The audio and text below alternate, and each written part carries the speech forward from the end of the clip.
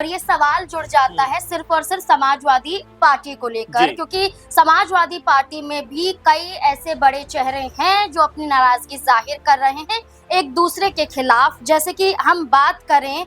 सपा की जो सांसद है रुचि वीरा,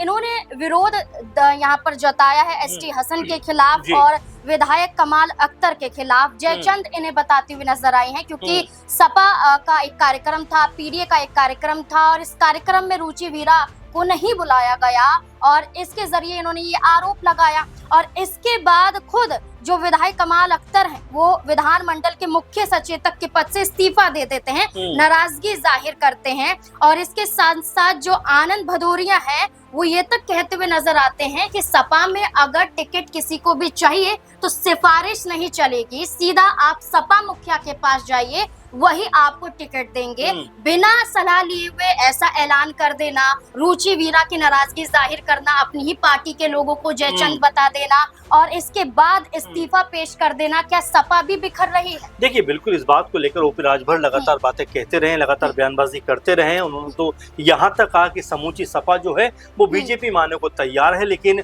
समाजवादी पार्टी के सभी नेताओं ने एक सिरे से राजभर के बयान को खारिज कर दिया। लेकिन हाँ, ये भी सच है कि रुचि वीरा जो मुरादाबाद से सांसद हैं और जिस तरह से उनका ये पूरा रुख निकल कर सामने आता है कि जब पीडीए की मीटिंग होती है जिसका जो अगवानी है वो कमाल अख्तर करते हुए नजर आते हैं, लेकिन पोस्टर तो छोड़िए उनको बुलाया तक नहीं जाता। इस बात को लेकर बहुत खफा हो जाती हैं, बहुत नाराज हो जाते हैं और जो बात आपने कही जयचंद जैसे शब्दों का प्रयोग करती हुई नजर आती हैं। और एक तरीके से ऐसा लगा कि क्या वो भी सपा खेमे से बगावत कर सकती हैं, क्योंकि एसटी हसन का 2024 में लगभग टिकट पक्का था, लेकिन ये कहा जाता है कि आजम खान के प्रभाव की वजह से रुचि वीरा को टिकट मिलता है, चुनाव वो जीत जाती हैं और उसके बाद से एसटी हसन और रुचि वीरा के बीच में 36 का आंकड़ा बनता हुआ नजर आता है। कुछ समय पहले एसटी हसन की बेटी की शादी हुई थी और ये कहा गया कि उस शादी में भी तमाम बीजेपी नेताओं को तो बुलाया गया, लेकिन रुचि वीरा को नहीं बुलाया गया। तो ये अदावत जो है वो लगातार चलती हुई नजर आती है